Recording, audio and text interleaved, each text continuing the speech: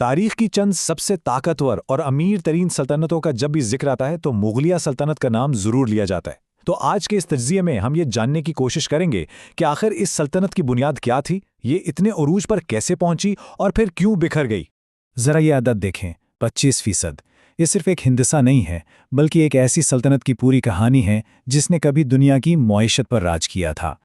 جی ہاں، 25%۔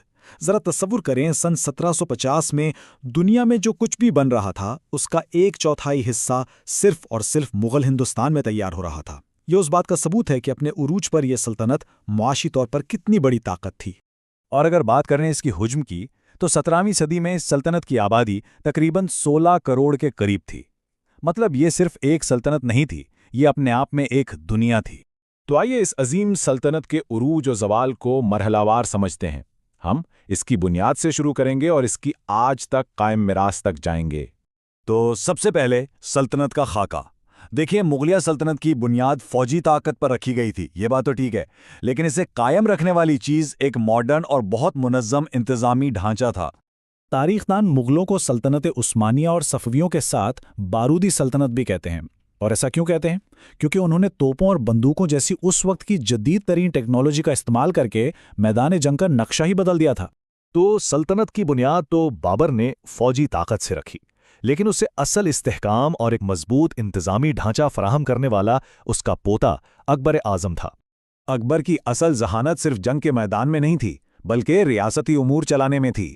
اس نے ایک ایسا مرکزی نظام، نیا ٹیکس سسٹم اور ایک متنوع حکمران طبقہ بنایا جس نے سلطنت کو ایک صدی سے بھی زیادہ عرصے تک مضبوطی سے جڑے رکھا۔ اچھا، تو جب انتظامی ڈھانچہ اتنا مضبوط ہو تو پھر ایک ایسی زبردست معاشی مشینری وجود میں آئی جس نے پوری دنیا کی تجارت کا رخ اپنی طرف موڑ لیا۔ یہ تبدیلی آپ کہہ سکتے ہیں انقلابی تھی۔ خراج کے پرانے نظام سے نکل کر ضبط نامی ایک معیاری مالیاتی ٹیکس کے نظام کی طرف جانے سے نہ صرف سلطنت کے خزانے مستحکم ہوئے بلکہ اس سے کسانوں اور کاریگروں کو بڑی منڈیوں تک رسائی بھی مل گئی۔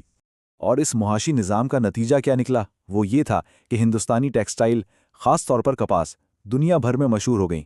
عالم یہ تھا کہ عالمی منڈی کا پورا 1/4 حصہ مغل ہندوستان کے کپڑے پر مشتمل تھا۔ اب جب اتنی بے پناہ دولت ہو تو اس سے فنون اور فن تعمیر کے ایک ایسے سنہرے دور کو جنم ملا جس کی مثال آج بھی دنیا بھر میں دی جاتی ہے۔ مغلیہ دور کی سب سے نمایاں میراث، جس میں کوئی شک نہیں، اس کا شاندار فن تعمیر ہے۔ یہ عمارتیں آج بھی اس دور کی عظمت کی گواہی دیتی ہیں۔ چاہے وہ تاج محل کی لازوال خوبصورتی ہو یا لاہور کے قلعے کی شان، یہ تمام شاہکار فارسی، ہندوستانی اور اسلامی فن تعمیر کے حسین امتزاج کی بہترین مثالیں ہیں اور آج یونیسکو کے عالمی ورثے کا حصہ ہیں۔ اور یہ ایک بہت اہم نقطہ ہے، مغلیہ سلطنت نے صرف علاقے فتح نہیں کیے بلکہ ایک ایسی منفرد ہند فارسی ثقافت کو جنم دیا جس نے فن، زبان اور یہاں تک کہ ہمارے کھانوں تک پر انمٹ نکوش چھوڑے۔ لیکن ہر عروج کو زوال ہے۔ اب ہم ان عوامل پر نظر ڈالتے ہیں جو اس طاقتور سلطنت کے بکھرنے کا باعث بنے۔ یہ اقتباس شہنشاہ بہادر شاہ اول کی وفات کے بعد کے دور کی بہترین عکاسی کرتا ہے، جب سلطنت تیزی سے افراتفری اور زوال کی طرف بڑھ رہی تھی۔